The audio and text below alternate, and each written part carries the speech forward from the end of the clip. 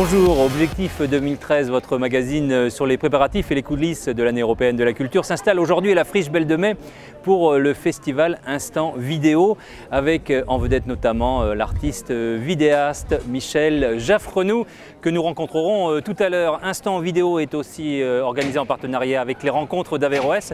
C'est ce que nous expliquera tout à l'heure Thierry Favre. Mais d'ici là, on va se plonger dans un bain d'images. On y va tout de suite. Marc Mercier, bonjour. Bonjour. Directeur artistique du festival Instant Vidéo. On est ici à la Friche Belle de Mai. On le voit, des créations sont proposées. Alors vous allez peut-être déjà nous expliquer, c'est quoi votre festival, c'est quoi l'esprit, la ligne artistique? C'est un festival d'art vidéo qui s'intéresse en fait à toutes les possibilités de créer des nouvelles images, des nouvelles formes de poésie, à la fois avec des projections de films, mais aussi des installations vidéo, des spectacles, des performances.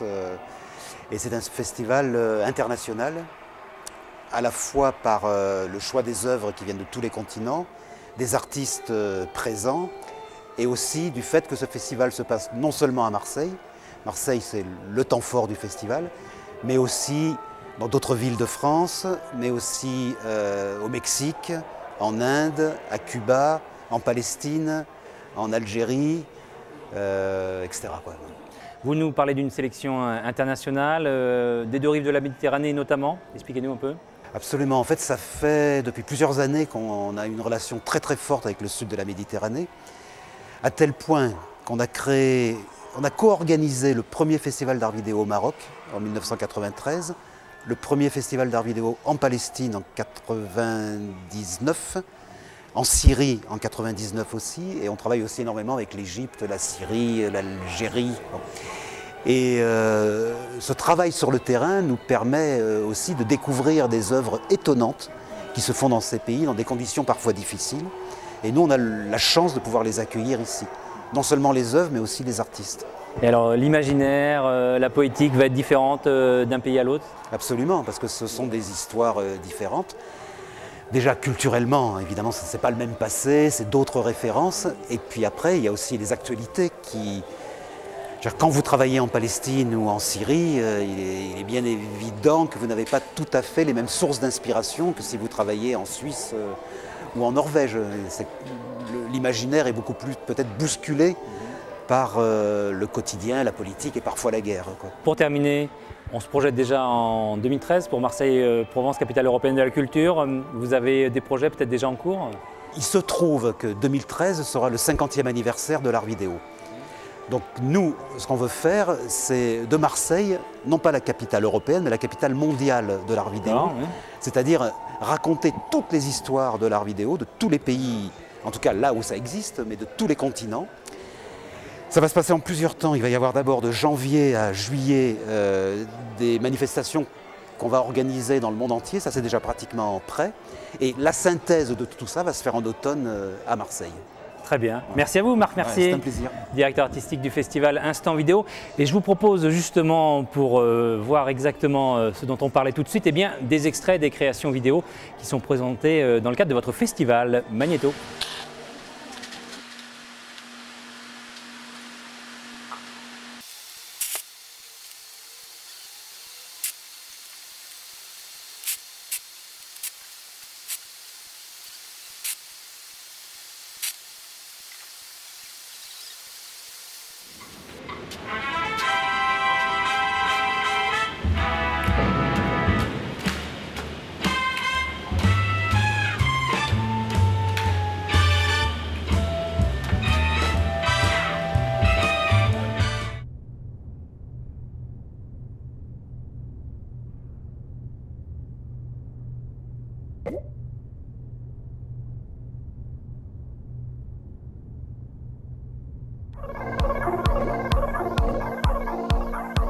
Voilà, nous sommes toujours à la Friche Belle de Mai à Marseille pour l'inauguration du festival Instant Vidéo. Une installation retient particulièrement notre attention, c'est la vôtre, Michel Jaffrenou, bonjour. Bonjour. Je parle d'installation, on doit presque parler de storyboard avec votre travail, non? Oui, c'est une sorte d'exposition, installation qui permet de voir le rôle du storyboard dans la vidéo. Alors storyboard, ça veut dire comme dans un film de fiction, vous dessinez tout parce que vous êtes un artiste multiple. Expliquez-nous un peu. C'est-à-dire, en fait, moi je viens de la peinture, j'étais peintre et je me suis fourvoyé dans la vidéo, si je puis dire. Et ça permet, le dessin, de montrer des choses là où les mots ne peuvent plus rien faire. C'est trop difficile à décrire. Donc un storyboard permet, quand vous rencontrez les producteurs, quand vous rencontrez quand vous voulez faire donc votre projet, ça leur permet déjà de visualiser ce qui peut être, quoi, ce qui va peut-être arriver. Alors qu'est-ce qu'on voit dans cette salle? Expliquez-nous un petit peu tout ce que vous avez voulu réunir. C'est-à-dire j'ai réuni pour la première fois l'évolution, l'emploi que j'ai pu faire des nouvelles technologies, surtout dans le domaine du spectacle vivant, au fur et à mesure de l'évolution technique. Parce qu'on dit nouvelles technologies, et effectivement les technologies, je peux vous le dire, n'arrêtent pas d'être nouvelles, quoi. Moi j'ai commencé en 79 à faire un premier spectacle sur scène, donc vous imaginez la technologie de l'époque. Hein. Alors vous avez toujours utilisé la vidéo, mais vous le dites dans le cadre d'un spectacle vivant, c'est-à-dire qu'il peut y avoir des acteurs, des danseurs de la musique. Expliquez-nous un petit peu votre parcours. C'est-à-dire en fait quand j'ai commencé avec le spectacle Les Tautologiques, il y avait des postes qui sont des meubles et on était deux. C'est-à-dire mon copain et moi, je n'avais pas les moyens d'avoir des comédiens à l'époque. Et on a commencé à synchroniser les images et jouer avec les images synchronisées. Donc, si vous voulez, c'est à réunir sur une même scène les acteurs vivants et ce qu'on dirait maintenant les acteurs virtuels. Je vous remercie beaucoup, Michel Jaffrenou. Mais je vous en prie. L'un des artistes présents ici au festival Instant Vidéo. Alors, la culture et la gastronomie peuvent aussi faire bon ménage. On va le voir tout de suite avec une rencontre étonnante et une annonce récente de Marseille-Provence 2013. Annonce inédite dernièrement au château de la Pioline où l'association Marseille-Provence 2013 a scellé un nouveau partenariat avec le traiteur La Truffe Noire. Culture et gastronomie, les bons ingrédients pour l'année européenne de la culture. Certainement cette région est très connue aussi pour une cuisine méditerranéenne, une cuisine provençale qui est aussi, disons, une œuvre artistique très souvent qui dépend pas seulement de la tradition, mais aussi de l'innovation et de la découverte aussi des nouvelles ingrédients, aussi des expériments autour de la cuisine. Et comme ça, pendant toute l'année 2013, on a développé des projets qui vont accompagner les projets artistiques, les projets culturels, et qui tournent autour de la cuisine. Et avant de préparer ses créations culinaires, Marseille-Provence 2013 présentera les grandes lignes de la programmation en janvier prochain. Ça veut dire c'est un avant-programme qu'on va sortir et publier le 13 janvier 2012, représente autour de 70% de la programmation finale. Après, on se laisse, pour les 30%, on se laisse encore une marge de manœuvre. On regarde aussi ce qui se passe à l'autre côté de la Méditerranée, parce que là, il y a pas mal des bouleversements, des changements dans les systèmes politiques. Et on va après présenter le programme final à la rentrée 2012. Et c'est sur l'autre rive de la Méditerranée que fleurira peut-être le plus beau printemps culturel. Thierry Fabre, bonjour. Bonjour. Vous nous avez rejoint ici pour l'ouverture du festival Instant Vidéo, ici à la Friche Belle de Mai à Marseille. On vient de l'entendre, Marseille-Provence 2013 tend l'oreille vers le printemps arabe. Il était temps, selon vous?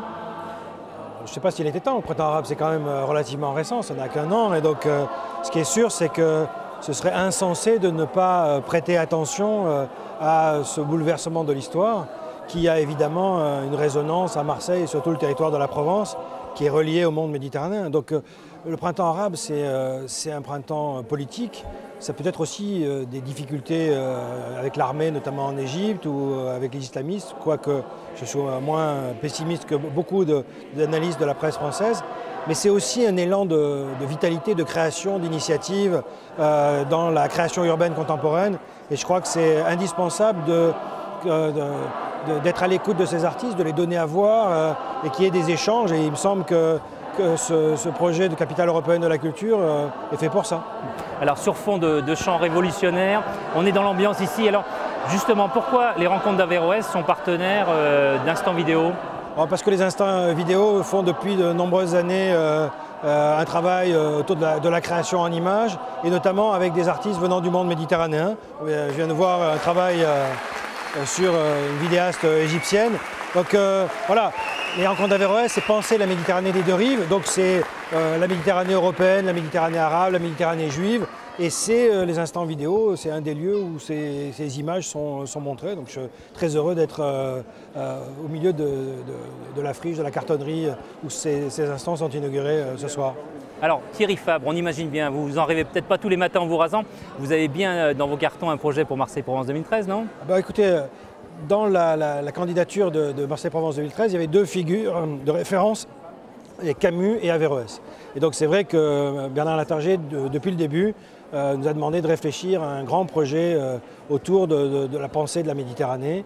Et donc effectivement, on aura normalement un très grand rendez-vous sur les grands penseurs de la Méditerranée du XXIe siècle à l'occasion de l'édition en novembre 2013, parce qu'il se trouve qu'en novembre 2013, les rencontres d'Averroès auront 20 ans. Bel anniversaire en perspective. Thierry Fabre, directeur des rencontres d'Averroès, merci à vous. Merci. Et on rappelle que le thème de votre édition 2011, c'est l'Europe et l'islam, la liberté ou la peur, qui se poursuit jusqu'à fin novembre. Et d'ailleurs, durant cette période, il y a aussi beaucoup de spectacles. Et je vous propose tout de suite un agenda magnéto. Et c'est donc sur le thème l'Europe et l'islam, la liberté ou la peur que se poursuivent les rencontres d'Averroès à Marseille et en Provence. Au programme jusqu'au 3 décembre, table ronde, lecture, exposition, cinéma, danse et concerts.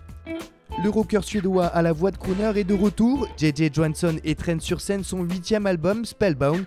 Entre jazz feutré et pop mélancolique, concert le 26 décembre au Poste à Galène à Marseille. Enfin, petits et grands vont s'émerveiller avec Laterna Magica, festival consacré aux films d'animation et à l'illustration, au programme projection, exposition, rencontres d'artistes et ateliers du 24 novembre au 24 décembre à Marseille. Voilà, beau programme en perspective. Votre magazine Objectif 2013 est terminé. Je vous donne rendez-vous au prochain numéro.